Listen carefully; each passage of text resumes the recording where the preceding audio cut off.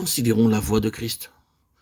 Sa voie le détourne toujours de lui-même et de toute indépendance vers le Père, vers Dieu. L'une des choses sublimes qu'il faut relever dans sa vie, c'est celle-ci.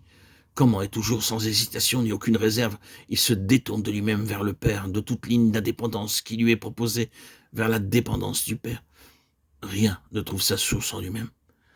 Telle est l'attitude de sa vie, c'est une chose déterminée pour lui. Aucune consultation de soi-même, aucune considération pour soi-même, aucun argument personnel, aucun désir personnel, aucune volonté personnelle. Non, pour lui, c'est toujours non pas ma volonté mais la tienne. Je suis venu pour faire ta volonté. Je prends plaisir à faire ta volonté, ô mon Dieu, entièrement libre de soi-même et de toute indépendance à l'égard de Dieu. Nous voyons cela juste au cœur des tentations, au commencement de son ministère. La tentation consistait à le pousser à agir de lui-même, par lui-même, indépendamment de lui, de Dieu. Mais il en ramena chaque fois l'issue à ce seul et même point. Dieu a fait connaître sa pensée à cet égard. Dieu s'est exprimé à cet égard. Il est écrit, il est écrit, il est écrit. C'est Dieu qui est la cour d'appel suprême dans toutes les questions. Ce n'est pas ma convenance, ni mon confort, ni ma situation, ni mon bien, ni mon succès personnel, ni mon but, ni mes ambitions, ni mes aspirations, ni mes projets, ni mes désirs. Non, pas même ma vie, rien que le Père. Lui seul, et personne d'autre. Sa sainte volonté, et non la mienne. Notre conformité à Christ, bien-aimés, chers amis, auditeurs, auditrices, frères et sœurs, c'est le facteur suprême dans la loi de la vie en Christ.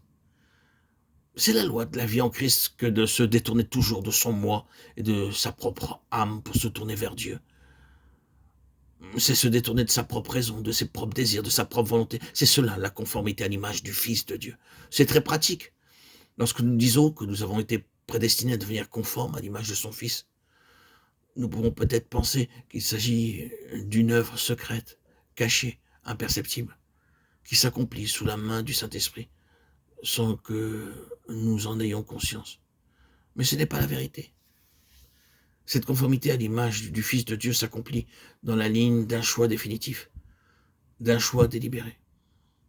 Elle s'accomplit par notre obéissance à la loi qui gouvernait le Fils de Dieu. Se détourner toujours du moi pour se tourner vers Dieu. Se détourner de toute indépendance de pensée et de cœur et de volonté. Pour dépendre de lui seul. Et Dieu insiste sur cela de manière très pratique. Voilà donc la loi de l'esprit de vie en Jésus-Christ. Quel est donc ce premier aspect de la loi d'esprit de vie qui nous est révélé en Adam et en Christ? C'est la loi d'une soumission initiale, pleine, continuelle et finale au Seigneur. C'est le chemin de la vie. Satan dit que c'est le chemin de la privation, le chemin de la limitation, le chemin où nous perdons tout. Dieu dit que c'est le chemin de la vie. Le chemin de Satan a prouvé être un chemin de mort, et la vie fut enlevée, et elle est tenue en réserve pour ceux qui veulent prendre le chemin de la vie, ou qui veulent établir le principe de vie fixé par Dieu. Il est Seigneur. Il est souverain. Cela a été établi sans aucune question, ni aucun doute, ni aucun argument. Dieu est amour, et Dieu est vérité.